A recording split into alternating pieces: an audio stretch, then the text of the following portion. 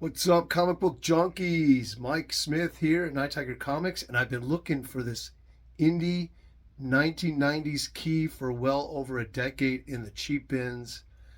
I finally found it at a flea market for $2 in near mint condition. Unfortunately, I didn't have time. I wanted to edit this video and show you all the cool Easter eggs that either the character or the comic book appears in cartoons, TV shows, or movies. But anyways, wait till the end of this haul. I don't know if you know about this one, but it's a pretty cool find for me. The lowest right now I could find them selling for were $50 and higher. So it's still a pretty valuable book even today. So check it out.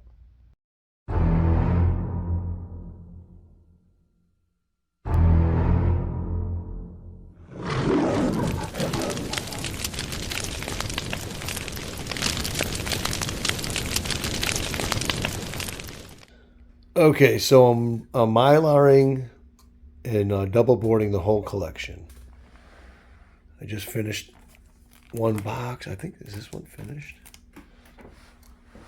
Yeah. So look how nice it looks. It looks so nice. I think this is my 9th or 10th box that I've gotten done. So I'm working on the Fantastic Four.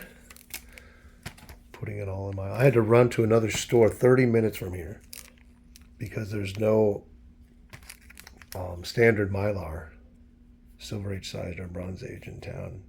Plenty of currents. I ordered 2 packets off eBay and they went all the way to Puerto Rico. I got my money back and they made it here. So I contacted the guy, told him to send me a bill. All right, so we're going to do... I got some new comics, but I wanted to show a bunch of cool stuff. Whoops. Let's get the stand ready. And...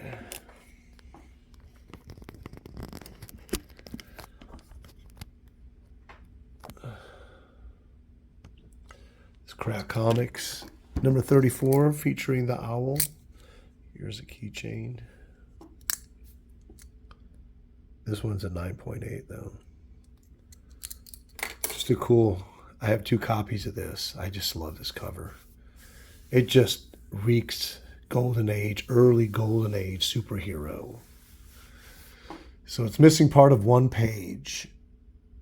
It affects the story. So it's a qualified 7.0. Yippity doo-dah. So what are we drinking? We got some Rip It Energy. I can only find these in Alabama, up in northern Alabama. Okay. We got a Mystery Comics Digest, The Twilight Zone. Might as well just lift it up.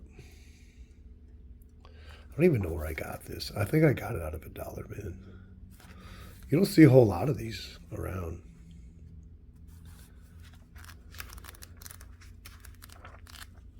A lot of reading to do there. The art looks so much better when it's shrunk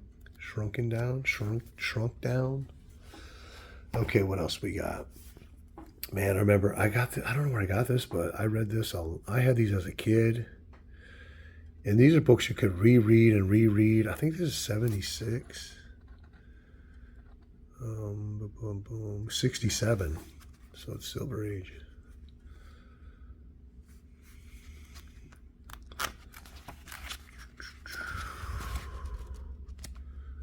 Man, we grew up on that stuff.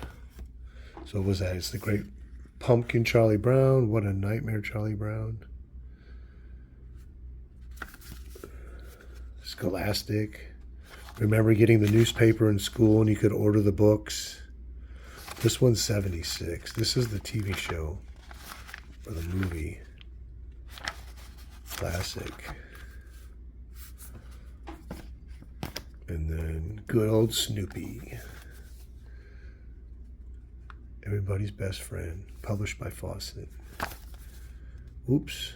It's damaged. Classic Peanuts right here.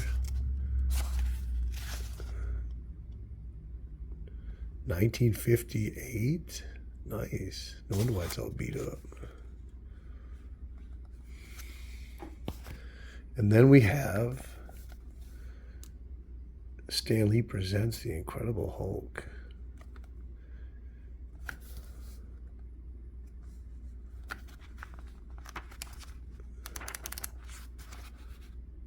And that's gorgeous art.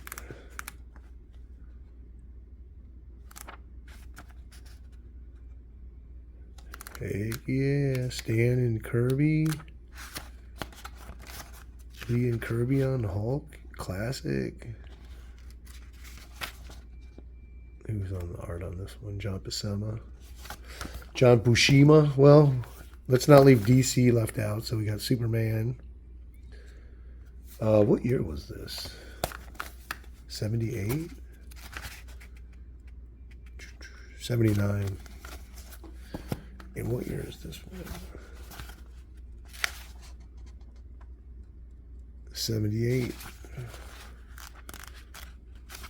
This must have been right before the movie. Because you know they'd have something with the movie on here if the movie had been out. And then we also have another Snoop Dogg. Fawcett World Library Publisher. Frostwood Crest Book. Fawcett Publications. Greenwich, Connecticut. 1958.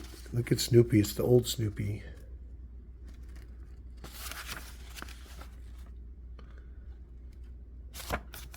Okay, so this is a good book. You can get this cheap if you haven't read this. All in color for a dime. So they ask a lot of prominent people to write an essay on anything to do with comic books. So this was back in the early 80s, I believe this was published. So a lot of people would grow up experiencing, this is a re-edition from 1970, but this was originally published in 1970. So all those people had memories of the Golden Age, mostly. Silver Age, but it's just a great book. There's a really good article in here from a guy, I can't remember who he is, on Popeye and how he's the first superpowered comic book character. Anyways, that's all in color for a dime. Now, I don't know if you guys collect, I collect books on collecting comics. So I have quite a few. Because they always have great pictures.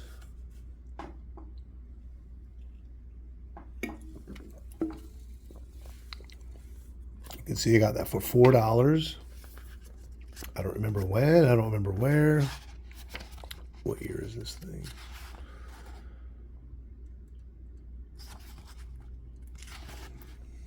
$1990. Okay, it's not that old. But if you've been collecting for years, it's probably mostly stuff you know. But it's cool. When I'm reading books like this, I'll get certain new things on my radar. Ooh, I just picked that book up. It always excites me when I own a book that's printed in a comic, like in a book about comic collecting from the Golden Age.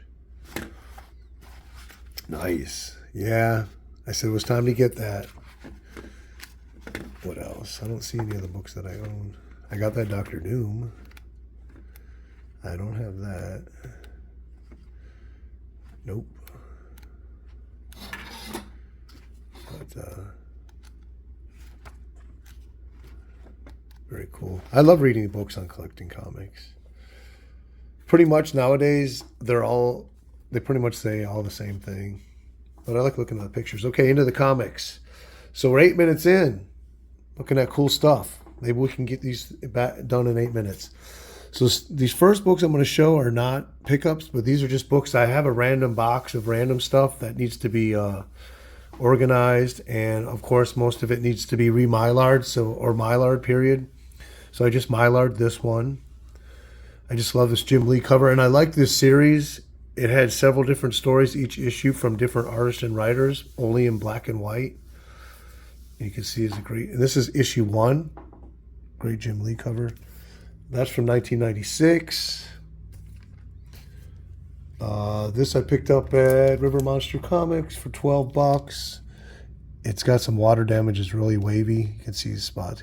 But it's just a cool graphic. It's Joe Simon, Jack Kirby. And this is kind of in between where Prize Comics was going out of under and DC was taking over the properties.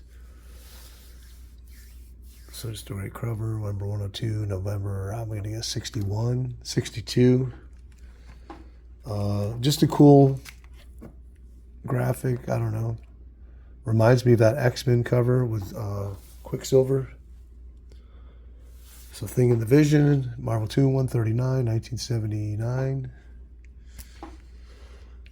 Just a random Batman Bronze Age issue from what is like October 81. Gene Colan on, I think he's on Interiors cover. So these are just what I pulled out of that box that I'm going to Mylar, because these were some of the ones that caught my eye, you know. Second appearance of the Guardians of the Galaxy. Marvel 2-in-1 number 5. And September 74. The reason they're in another box on their own is because I haven't read these. So I keep every comic that's not read in a different box. Okay. And then I just put another board in here. First appearance of the Eye of Amagata is how you say it? Agamotto. So that's this thing right here. This is the first appearance of it. Strange Tales 128, January 1965. And then a cool Kirby Loki battle cover. That's Thor 147, October 67. Killer Galactus cover by Jack Kirby. March 1970, 162 of Thor, with a nice date stamp up here.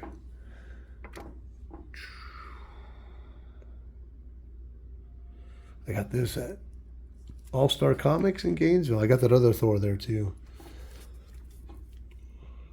Here we go with Marvel Premiere number 8, starring Doctor Strange, the master of the mystic arts, the doom that bloomed on Cthulhu's. I don't think this is a key, but I don't remember. It's from 1973. And then here we have number 14. Frank Bruner does the cover and Interiors. Beautiful cover. Marvel Premiere 14, starring Doctor Strange.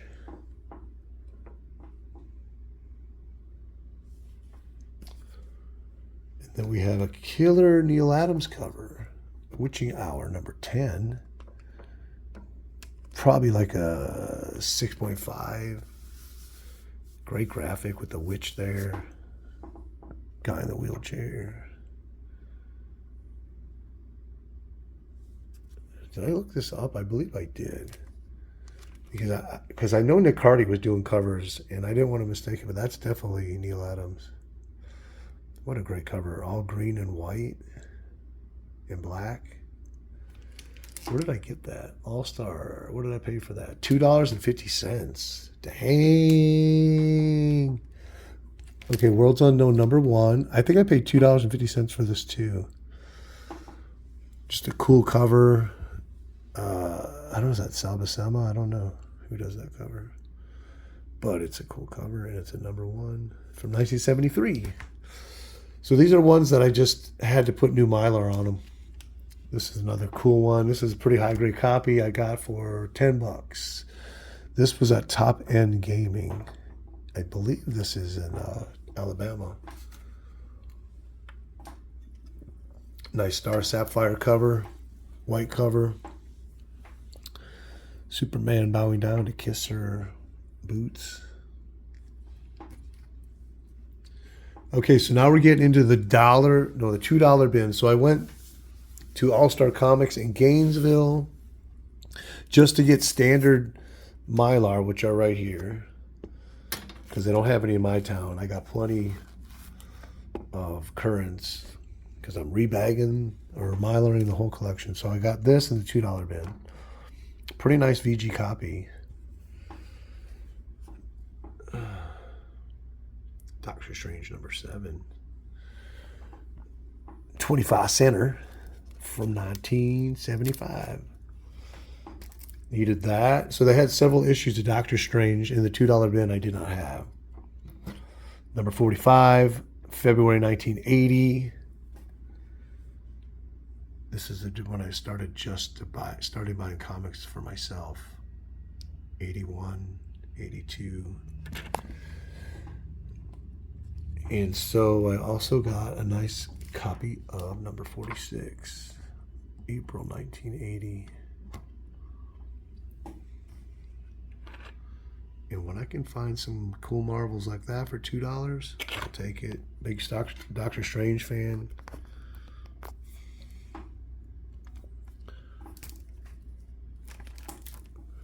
And then I picked this. This is the last thing I got there.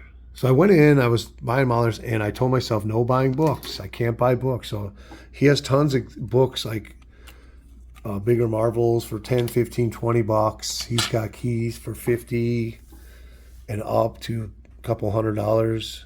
Marvel, Golden Age, DC, silver, bronze. He's got everything. But his $2 bins are really good. I got this out of here.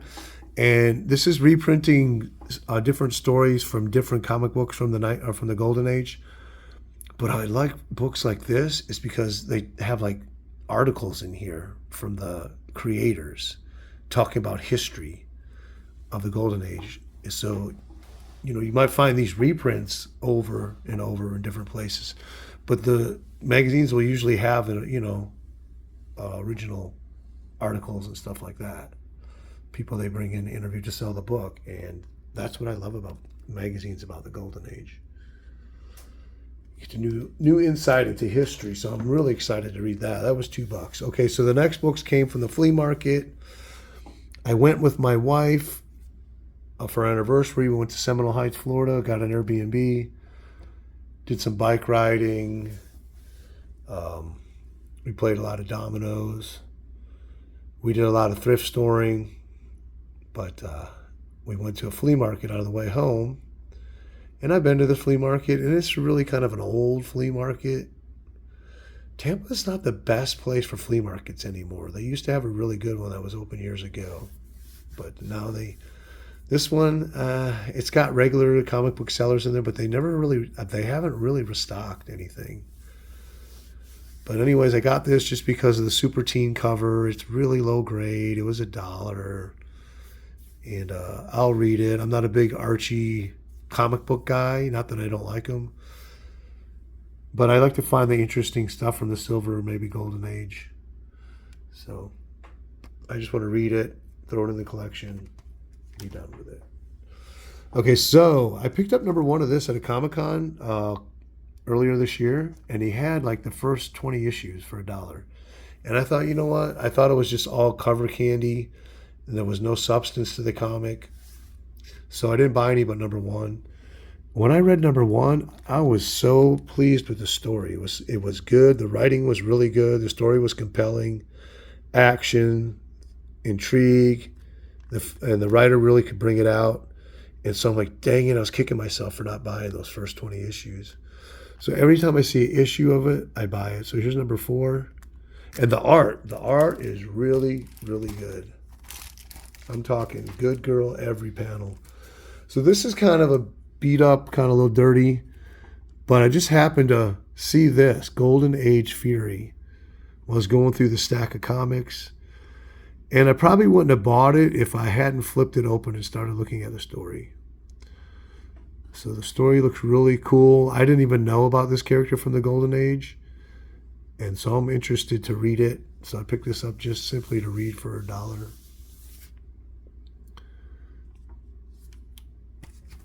And then Captain Strangelove, and these people have got me hooked on older Harvey character books. So here's a giant size TV Casper and Company, number 26, from 1970. And I've actually been reading some of these Harveys. It may sound weird to the outside world because I'm a 56-year-old man, but I enjoy it. It's relaxing, it's funny. So if I get a giant for $1 or $2, I'll take it. Now I stay away from Little Dot unless it's Golden Age, but most of the other stuff. Oh, no, I'm not a big Sad Sack fan either. So a lot of times I have opportunities to buy Sad Sack books, but I just pass. Now this one I really like. So you got the title Wendy the Witch, and then look at these. You got these demon, goblin type things coming out of this cauldron. So Wendy the Witch, number 19, March 67. So what was that? I think it was $1. Usually if it's $1, I don't write the price. But just a cool, and it's another giant size Harvey. And this was the logo for the animated cartoons that were on TV at the time. They didn't Harvey's cartoons didn't last very long. They didn't seem to be the popular. Now I've heard about this character, and I've heard people talk about it and show comics, and I've watched Ren and Stimpy, and I really liked it. It's one of my favorite shows. And I do remember this character, but I mean, at the time Ren and Stimpy was out, I wasn't a big TV watcher, but I would catch whatever episodes I could of them. So Powder Toast Man Special number 1, one shot, 1990, I think. And I thought it was interesting, 94. And it's a pretty nice copy too. So that's probably another reason why I got it. I showed it went for like $15 or something, high grade. Not that I'm going to sell it. And then this is cool. So this is number 1. So this was going to a lot of these dollar bins and finding the indies from the 80s, the early 90s, the Blackthorns. Now this obviously is a ripoff of the Teenage Ninja Mutant Turtles. It's preteen Dirty Jean Kung Fu Kangaroos. So everyone was trying to capitalize on the popularity of the Ninja Turtles. So by this time they were almost 2 years old, and they actually make an appearance in here. And they're drawn by Peter Laird or whatever you go. So this was $2. Let's see if we can see where they're appearing at. Great back cover. I have a bunch of these 3Ds. That's a Dave Stevens one. You want to get that one. So where's... There they are right there. No.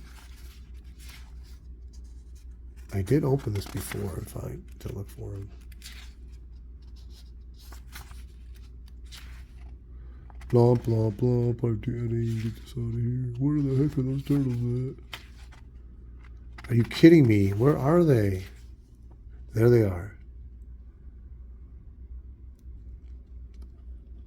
In the background right there. So early Teenage Ninja Turtles appearance. For $2. So the next book is a book I've been looking for well over a decade, and hoping that one day I will find it in a dollar bin, because I wasn't going to pay up for it. But I had a feeling that this would be one that you find in a dollar bin. At one point, no one will actually know that it's worth any money. So this is first print from 1994. Scud the Disposable Assassin. It's a high-grade copy. It was in a stack of comics for $2 a piece, and I couldn't believe it. I finally found it. Now, when I was looking for this book years ago, it would go for over $100 and something. But now I looked at prices. The least amount I saw one sell for was $50. So they go for about $50 and up, and that was with shipping. So interesting character. I've actually never read this yet or anything about him. I just know that how popular he was when he came out. And he actually was so beloved, he appeared as Easter eggs in different TV series, Community, After Hours. Where else did he appear? Something, Homestar Runner, Hey Arnold. And he was also the inspiration for Rick and Morty's Mr. Meeseeks. So the comic would appear in the background, or there'd be reference to the character. So I finally found one. This is published by Fireman Comics. And Scud the Disposable Assassin number 1. So happy I finally found it. You probably never even heard of it. This one I'm talking about, finding these indie 80s, 90s comics in the 50 cents, dollar, $2 bins. Okay, so last book. Wow, we went 24 minutes. Got this facsimile. DC is doing these facsimiles that actually are the same size as the original comic. So as you can see, this is Golden Age sized. Significantly bigger. And it's like a newsprint-like interior. That's why I'm willing to pay the $9, because, you know, if it had glossy pages in it, I probably wouldn't buy it. But I like the fact that they really tried to make it as close to the original as possible. I wish they would have had that little 10 cents up here, but still, that's a cool book. I got it for some credit, so it was less than $10. $9.78. I had 22 cents in credit.